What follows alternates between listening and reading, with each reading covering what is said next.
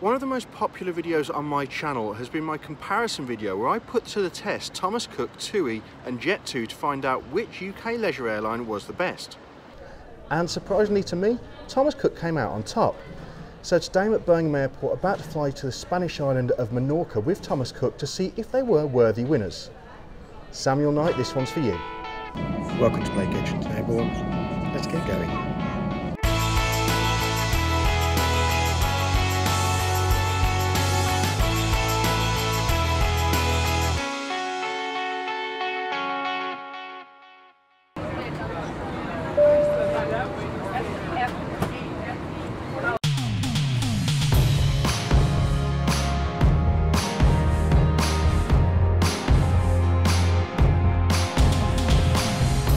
Thomas Cook check-in is accessed via door A at Birmingham Airport on the far left of the terminal building. This area is shared with regional airline Flybe, hence the use of purple in the area, but a benefit of this is very quick access to security upstairs. Let's head on up.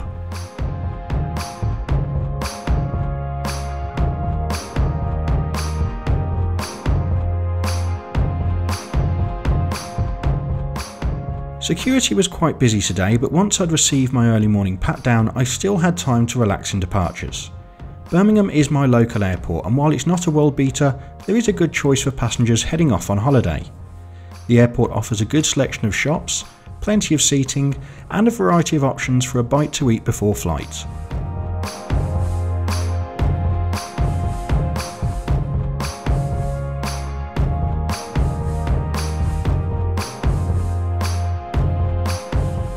So quite a busy morning here at Birmingham. The summer season is clearly getting into full swing now. It's about that time, so let's head to the aircraft and see what Thomas Cook is like.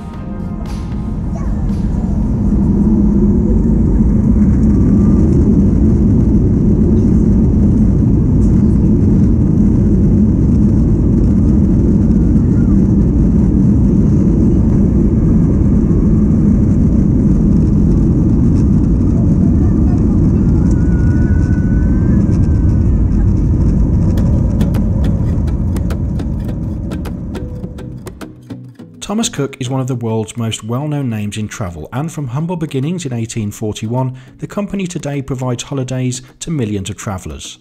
The group also includes airlines based in Scandinavia, Germany, Spain and of course the UK. The A321 that I'm on board today is the most common aircraft operated by Thomas Cook UK. Now sadly, Thomas Cook are suffering from some well publicised financial difficulty at the time of recording, but for now it's business as usual, so let's see what you can expect when flying Thomas Cook. As well as package holidays, you can also book flights directly with the airline, just as I did. A quick search for a flight to Menorca shows quite a variation in pricing depending on date and demand. I chose a standard economy fare for my journey and added seat selection and a meal, which is designed in partnership with celebrity chef James Martin. We'll look at that soon, but first let's check out the aircraft.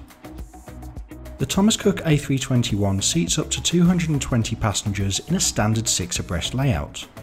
The cabin was in good condition and featured air vents and reading lights as you'd expect in a panel above your head.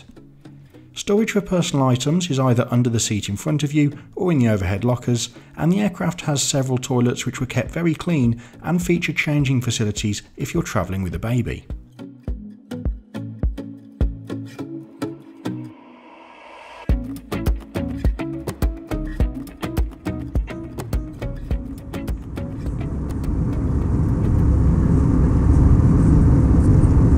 So I hope you enjoy the video so far. It's that time that I'll show you around the seat that you could expect if you choose to travel on board the Thomas Cook A321. As mentioned earlier, I paid for seat selection when booking, and the Thomas Cook website provides simple to use seat map to choose your preferred seat on board. The majority of seats cost £7 but are more expensive towards the front, and an extra legroom seat will set you back a pretty steep £20. So if you decide to choose a standard seat on board just like I did, what can you expect? Well, the seat on Thomas Cook is a pretty common Recaro design, much like the one you'd have seen in my recent Lufthansa video, with one important difference. Provided on the side of the seat is a coat hook, which is very useful particularly in winter months. In the literature pocket, Thomas Cook provide a safety card, Cafe Cloud onboard menu, as well as the in-flight magazines and shopping guide. A feature of this type of seat is that the literature pocket is not designed for personal storage due to the exposed section at the bottom. The tray table is quite a good size, and it has 2 drink holders provided if you're feeling a little bit extra thirsty in flight. There is of course little adjustment to the table, which is a big plus for families with young children. Storage space is provided in the netted seat pocket found near the bottom of the seat. And the big difference between this seat and other airlines using the same design, well, that's the legroom, and frankly it's very poor. Even the likes of Ryanair provide more space on board, and I was really thankful I only had to sit here for 2 hours. Although I'm not a fan of the legroom on Thomas Cook, I do really like the branding and the overall finish of the seat. Let me know what you think in the comments below. Like their competitors, Thomas Cook offer a buy on board service for in-flight refreshments. Overall, I found the Cafe Cloud selection to be pretty good, although I was surprised that there didn't appear to be any sandwiches or hot snacks in the menu. However, as you saw earlier, you can order a special James Martin meal during booking. Now, there was nothing terrible about my breakfast, but it wasn't anything memorable, and I expected more from something advertised as fresh, hearty and full of flavour. That being said though, the lemon poppy seed muffin was fantastic. So with breakfast out of the way, now's as good a time as any to remind you that as well as subscribing here on my YouTube channel, you can also follow my travels and get the latest news via my social media accounts.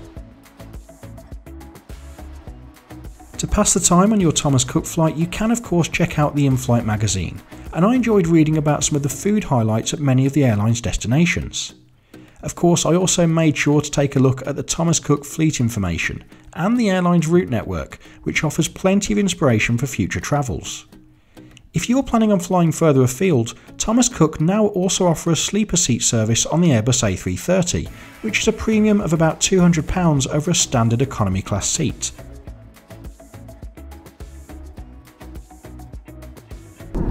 Not long to go now, we've started the approach, which is pretty bumpy so far, but hopefully there'll be some good views as we make our way towards Menorca. Stick around at the end of the video for my final thoughts. Wish you a safe onward journey, very pleasant stay on the island, and we look forward to flying home at the end of the holiday. Thanks very much.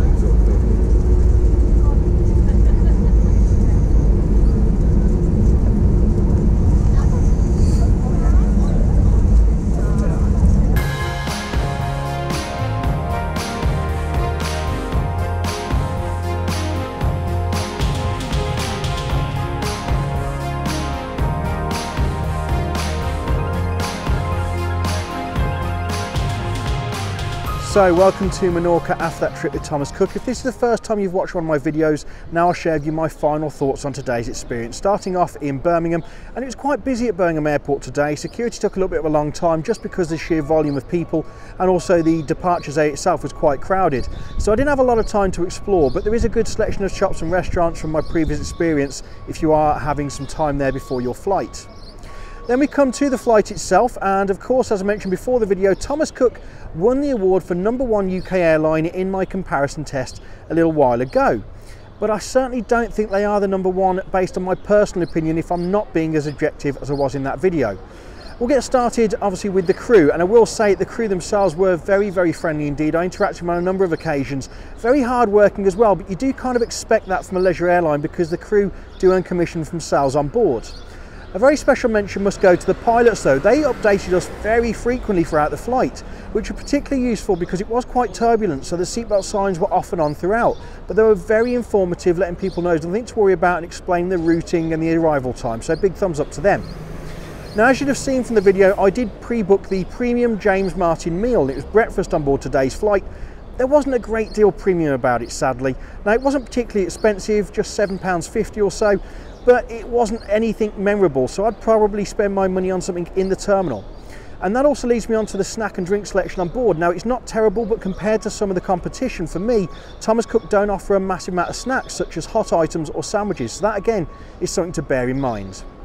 And then one big criticism of this flight today was the legroom available on board. It is one of the worst that I've had in quite a while. Now, it wasn't particularly painful or anything like that, but certainly on a longer journey, I'd find it really uncomfortable.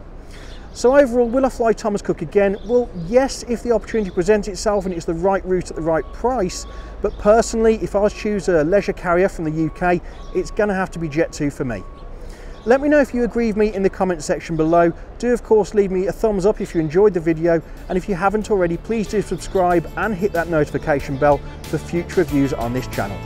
And of course, as always, take care.